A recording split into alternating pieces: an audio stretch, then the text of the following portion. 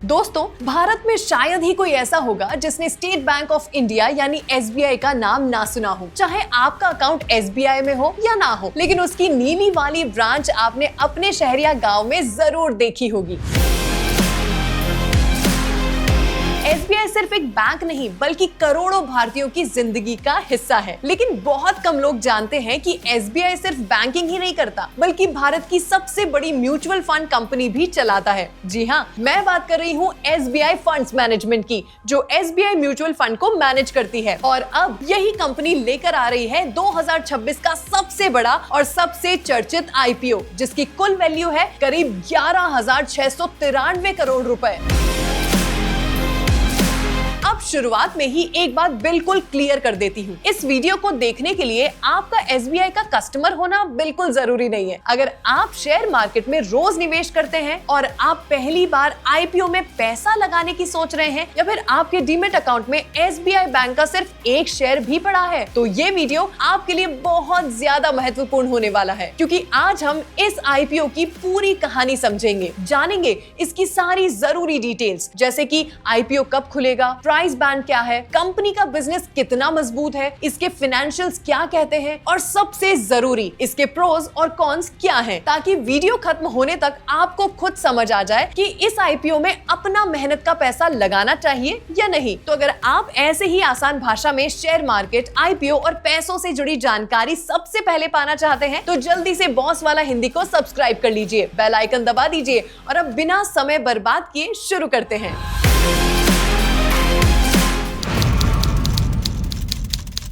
नमस्कार, मैं हूं आस्था आप लोगों के साथ। अब सबसे पहले बात करते हैं उन डिटेल्स की जो हर आईपीओ में सबसे ज्यादा मायने रखती है, डेट्स, प्राइस और मिनिमम इन्वेस्टमेंट। सबसे पहले जान लीजिए कि ये एक मेन बोर्ड आईपीओ है, यानी लिस्टिंग एनएसई और बीएसई दोनों स्टॉक एक्सचेंज पर होगी। अब स्क्रीन पर जो टाइमलाइन दिख रही है उसे ध्यान से देखिए, क्योंकि अगर आईपीओ में अप्लाई करना है तो ये डेट्स आपको याद होनी चाहिए। सबसे पहले 14 जुलाई 2026 यानी मंगलवार से इस आईपीओ के लिए आवेदन शुरू हो जाएंगे। इसी दिन से आप अपने किसी भी ब्रोकर ऐप जैसे grow, Zerodha, angel one, Upstox या दूसरे प्लेटफॉर्म के जरिए आईपीओ के लिए अप्लाई कर सकते हैं। इसके बाद 16 जुलाई 2026 यानी गुरुवार को आईपीओ बंद हो जाएगा। और यहाँ एक छोटी लेकिन बहुत जरूरी बात, अगर आप यूपीआई के जरिए अप्लाई कर रहे हैं तो शाम 5 बजे से पहले यूपीआई मेन डेट जरूर अप्रूव कर दीजिए, नहीं तो आपका आवेदन रिजेक्ट भी हो सकता है। फिर 17 जुलाई को कंपनी तय करेगी कि किन किन निवेशकों को शेयर अलॉट हुए हैं और किन्हें नहीं। अगर आपको शेयर नहीं मिलते तो 20 जुलाई को आपके बैंक अकाउंट में ब्लॉक हुआ पैसा वापस अनब्लॉक हो जाएगा। लेकिन अगर अलॉटमेंट मिल जाता है तो उसी दिन आपके डीमेट अकाउंट में शेयर भी दिखाई देने लगेंगे। और आखिर में सबसे बड़ा दिन आएगा 21 जुलाई 2026, जब एसबीआई फंड्स मैनेजमेंट का शेयर पहली बार एनएसई और बीएसई पर ट्रेड होना शुरू करेगा। तभी पता चलेगा कि लिस्टिंग प्रीमियम मिलता है या नहीं। अब बात करते हैं सबसे अहम सवाल की, इस आईपीओ में पैसा कितना लगेगा। कंपनी ने इसका प्राइस ब्रांड 545 रुपए से 574 रुपए प्रति शेयर रखा है, यानी आप इस रेंज में बोली लगा सकते हैं। लेकिन आईपीओ में आप अपनी मर्जी से 1 या 2 शेयर नहीं खरीद सकते, इसके लिए एक लॉट तय होता है। इस आईपीओ में एक लॉट में 26 शेयर होंगे। अगर आप एक रिटेल इन्वेस्टर हैं और सबसे ऊंचे प्राइस यानी 574 रुपए पर सिर्फ एक लॉट के लिए अप्लाई करते हैं, तो आपके बैंक अकाउंट में लगभग 14,924 रुपए ब्लॉक होंगे। और अगर आप रिटेल कैटेगरी में जितनी अधिकतम एप्लीकेशन कर सकते हैं यानी 13 लॉट्स के लिए अप्लाई करते हैं, तो करीब 1,94,012 रुपए आपके अकाउंट में ब्लॉक होंगे। याद रखिए, आईपीओ में अप्लाई करते समय ये पैसा आपके अकाउंट से तुरंत कटता नहीं है, बल्कि सिर्फ ब्लॉक होता है। अगर शेयर अलॉट हो जाते हैं तब भी पैसा डेबिट होता है, नहीं तो पूरा अमाउंट वापस अनब्लॉक हो जाता है। अब कंपनी के बिजनेस और फाइनेंशियल्स पर आने से पहले मैं आपको आईपीओ से जुड़ी एक ऐसी बात बताना चाहती हूँ जो बहुत सारे रिटेल इन्वेस्टर्स को पता ही नहीं होती। मान लीजिए ये आईपीओ बहुत ज्यादा ओवर सब्सक्राइब हो जाता है, ऐसे में शेयर मिलने के चांस अपने आप कम हो जाते हैं। अगर आप आईपीओ में आवेदन कर रहे हैं तो ये बात जरूर याद रखें, एक ही पैन कार्ड से जुड़े कई डीमेट अकाउंट से आवेदन करने का कोई फायदा नहीं है। ऐसे सभी आवेदन मिलाकर सिर्फ एक ही आवेदन माना जाता है। अगर आप अपने अलॉटमेंट के चांसेस बढ़ाना चाहते हैं तो सही तरीका यह है कि अपने परिवार के दूसरे सदस्य या दोस्तों के नाम पर उनके पैन कार्ड से अलग डीमेट अकाउंट खोलें। फिर हर पैन से अलग अलग आईपीओ एप्लीकेशन डालें। इससे हर एप्लीकेशन अलग मानी जाती जाती है और अलॉटमेंट मिलने की संभावना भी बढ़ जाती है। अब अगर आप नया डीमेट अकाउंट खोलने की सोच रहे हैं तो कोशिश करें कि ऐसा ब्रोकर चुने जहां अकाउंट ओपनिंग फीस 0 हो और एएमसी यानी एनुअल मेंटेनेंस चार्जेस भी 0 हो। मैं पर्सनली ग्रो इस्तेमाल करती हूं क्योंकि वहां अकाउंट ओपनिंग भी फ्री है और एएमसी भी नहीं लगता। अब चलिए वापस आते हैं सबसे जरूरी हिस्से पर। आखिर एसबीआई फंड्स मैनेजमेंट का बिजनेस कितना मजबूत है और क्या ये आईपीओ वाकई निवेश के लायक दिखाई देता है? अब बात करते हैं एक ऐसे फायदे की जिसके बारे में बहुत सारे लोग आईपीओ खुलने के बाद जान पाते हैं। अगर 8 जुलाई 2026 यानी आरएचपी फाइलिंग डेट तक आपके डीमेट अकाउंट में एसबीआई बैंक का सिर्फ एक भी शेयर था तो आपके लिए एक अलग फायदा है। ऐसे निवेशक शेयर होल्डर रिजर्वेशन कैटेगरी में भी आईपीओ के लिए अप्लाई कर सकते हैं। इस कैटेगरी के लिए कंपनी ने करीब 1.3 करोड़ शेयर यानी लगभग 750 करोड़ रुपए का हिस्सा अलग से रिजर्व रखा है। अब यहाँ आपको 3 बातें याद रखनी है। पहली बात, अगर आप एसबीआई के शेयर होल्डर हैं तो आप सिर्फ शेयर होल्डर कैटेगरी में ही नहीं बल्कि रिटेल कैटेगरी और शेयर होल्डर कैटेगरी दोनों में एक साथ आवेदन कर सकते हैं, यानी आपके पास अलॉटमेंट मिलने के 2 अलग अलग मौके हो सकते हैं। दूसरी बात, शेयर होल्डर कैटेगरी में आवेदन करने की अधिकतम सीमा 2 लाख रुपए तक की है। और तीसरी बात, कई लोगों को लगता है कि शेयर होल्डर होने पर आईपीओ सस्ता मिल जाएगा, लेकिन ऐसा बिल्कुल नहीं है। यहाँ कोई प्राइस डिस्काउंट नहीं दिया जा रहा है। आपको भी वही 545 रुपए से 574 रुपए वाला प्राइस बैंड देना होगा जो बाकी निवेशकों के लिए है। हाँ, अगर कोई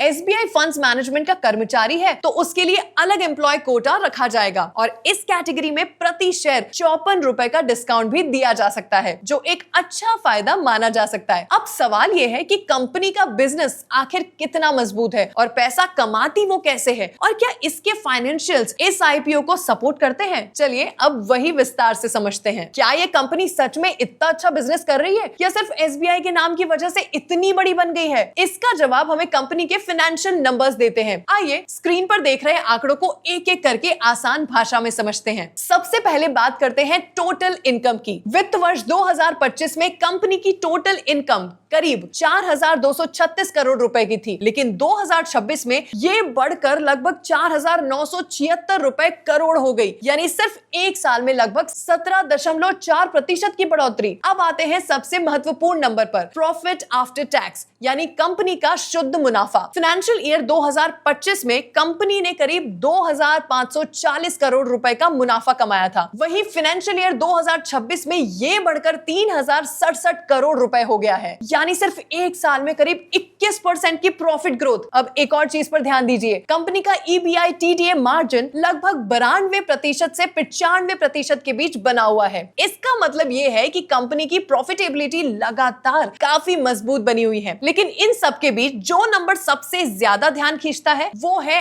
ROE यानी return on equity. Financial year 2025 में कंपनी का ROE लगभग 33.8% था, जो फाइनेंशियल ईयर 2026 में बढ़कर 43.2% हो गया। अब अगर आपको ROE का मतलब नहीं पता तो इसे आसान भाषा में समझिए। ROE बताता है कि शेयर धारकों द्वारा लगाए गए हर 100 रुपए पर कंपनी कितना मुनाफा कमा रही है, और 43% का ROE किसी भी कंपनी के लिए बेहद शानदार माना जाता है। इसका मतलब है कि कंपनी अपने कैपिटल का इस्तेमाल काफी एफिशिएंट तरीके से कर रही है। और अब सुनिए सबसे बड़ा आंकड़ा, साल 2026 की शुरुआत तक एसबीआई फंड्स मैनेजमेंट करीब 29.4 लाख करोड़ रुपए के एसेट्स अंडर मैनेजमेंट यानी AUM को मैनेज कर रही थी। AUM का मतलब है लोगों ने इस कंपनी के म्यूचुअल फंड्स, PMS और दूसरे इन्वेस्टमेंट प्रोडक्ट्स में कुल कितना पैसा निवेश किया है। 29.4 लाख करोड़ ये कोई छोटा नंबर नहीं है। इसी वजह से एसबीआई म्यूचुअल फंड आज भारत की सबसे बड़ी एसेट मैनेजमेंट कंपनीज में गिनी जाती है। अब तक तो कंपनी के फाइनेंशियल्स काफी मजबूत दिखाई दे रहे हैं। अब बात करते हैं आईपीओ के फायदे और जोखिम की। प्रोज एंड कॉन्स दोनों को समझना बहुत जरूरी है, क्योंकि कोई भी आईपीओ 100% परफेक्ट नहीं होता। तो सबसे पहले बात करते हैं इसके प्रोज यानी इसकी सबसे बड़ी खूबियों की। पहला और सबसे बड़ा पॉइंट,